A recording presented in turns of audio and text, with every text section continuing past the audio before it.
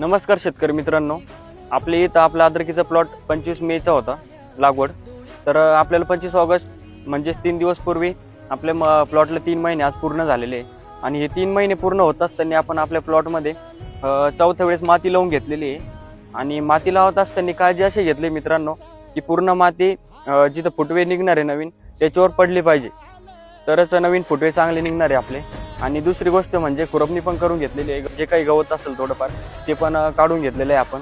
तुम्हाला सर्वांना तर माहितीच आहे, आपल्याकडे आता पाऊस सांगितलेला आहे 5-6 दिवस. तर आपल्याला त्यासाठी प्रिपेअर राहायचं आहे. तर आपले जे अद्रकीच्या बेडमध्ये पाणी तुंबणार आहे ना, तर ते पाणी निघण्यासाठी अगोदरच जागा करून ठेवायची आपल्याला, जेणेकरून पाणी तुंबून राहिल्यामुळे आपले सडीला लागणार नाही प्लॉट. तर ही काळजी घ्यायची मित्रांनो आपल्याला. आणि दुसरी गोष्ट सांगायची म्हणले तर इथं जे आपल्याला जे काही बुरशीचे स्पॉट दिसत आहे त्यासाठी आपल्याला एक बुरशीनाशक घ्यायचं आहे चांगल्या प्रकारचं.